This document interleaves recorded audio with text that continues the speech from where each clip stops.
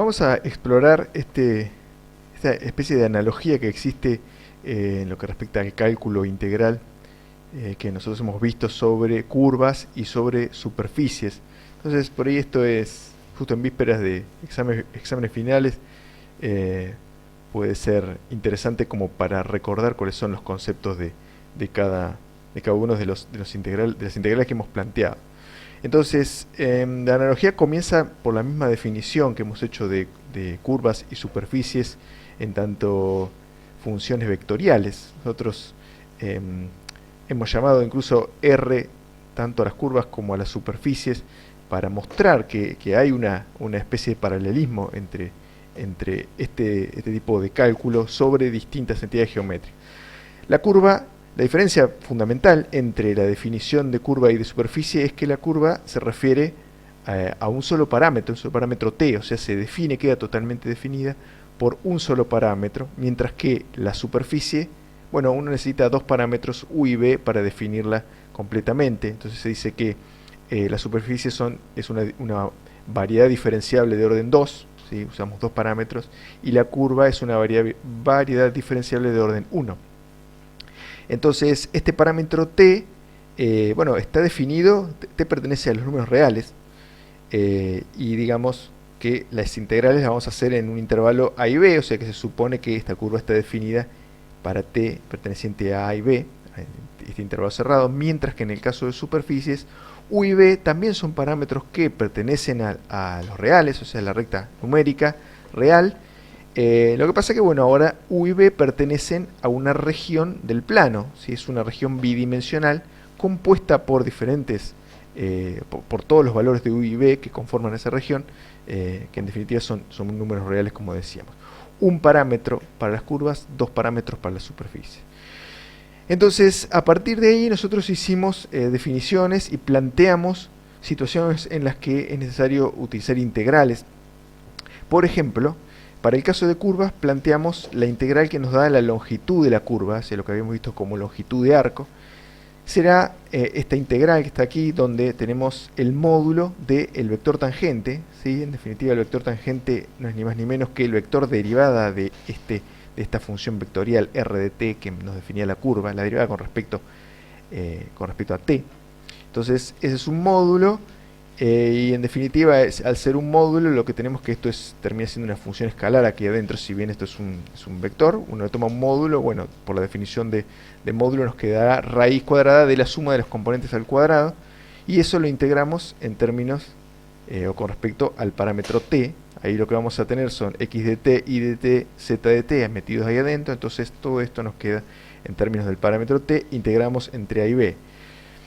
Entonces lo que tenemos como digamos, función a integrar es el módulo de este vector tangente. Esto nos da la longitud de la curva, de esa curva RT, para el parámetro variado entre a y b. ¿Sí? Variando el parámetro entre a y b nos daba la longitud de la curva definida para esa zona del parámetro. En el caso de la superficie, lo que nosotros calculábamos era el área de la superficie, la magnitud, digamos, representativa era el área de esa superficie, en este caso era la longitud de la curva. Entonces, el área era una integral doble, y lo que teníamos como función a integrar era el módulo de este vector, que es el producto vectorial entre los dos vectores tangentes que yo puedo trazar. O sea, r sub u y r sub e son como si fueran vectores derivadas parciales, o sea, derivada de r con respecto a u, derivada de r con respecto a b, ¿sí? Y entonces eso también uno le toma un módulo y hace una integral doble también en la región para la cual estaba definida la superficie, que era esa región D.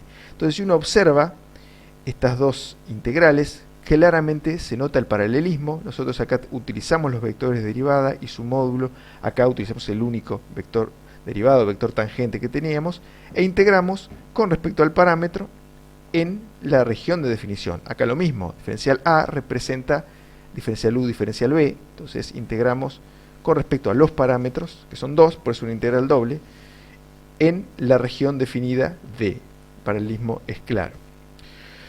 Otra cosa que calculábamos, o el siguiente paso en el cálculo integral sobre curvas, era calcular una integral curvilínea, ¿sí? La integral de una función en un trayecto que es curvilíneo, no es un trayecto recto. Esa es la diferencia con las integrales de análisis 1, que el trayecto era recto, era sobre la recta real. Acá, diferencial S indica que, bueno, estamos integrando sobre una curva. Esa curva puede estar en el plano, puede estar en el espacio tridimensional o en espacios de mayores dimensiones. Generalmente lo pensamos o en el plano o en el espacio tridimensional. Entonces, C, en este caso, representa esta curva. C es esta curva R de t. Entonces, integrar esa función f diferencial s, digamos, su fórmula de cálculo, con esta lo podíamos calcular, con esta, si calculábamos, entonces teníamos la función f de r de t, recordemos, f es de x y z, pero x y z está parametrizado según la curva, entonces lo que hacemos acá es reemplazar x y z por las funciones que viene dada por la curva, y ahí resolvemos esta integral de f multiplicando a el módulo de el vector tangente. Entonces acá lo que cambió con respecto a la longitud de arco es que acá metimos una función f, ¿sí? Si no, las integrales son iguales. ¿Sí? En este caso uno podría pensar que f vale 1, entonces esa es una equivalencia entre las dos integrales. Entonces esto era una integral curvilínea de la función f sobre la curva c o r de t para t entre a y b. En el caso de la superficie, nosotros calculábamos una integral de superficie. Integral de superficie de lo mismo, una función escalar, f, y acá diferencial s, que representaba nuestra digamos, integración sobre un área que puede tener curvatura. Esa es la diferencia con una integral doble común y corriente. ¿Sí? La integral doble común y corriente era, bueno, en un dominio plano. En este caso es un dominio que tiene curvatura. Y vean la analogía, acá tenemos una integral doble porque por supuesto integramos con respecto a dos parámetros, acá es una integral simple, integramos con respecto a un parámetro, y acá también está la función, y acá también está nuestro módulo del producto vectorial. Fíjense que esto es similar también a esto, la única diferencia es esta función, es el mismo razonamiento o lo mismo que observábamos en el caso de las curvas. De la integral de curvilínea es análoga a la integral de superficie. Acá tenemos un parámetro, acá tenemos dos parámetros. Y por último, calculábamos circulación de un campo, o lo habíamos asociado también al trabajo, ¿sí? Si esto era un campo de fuerzas.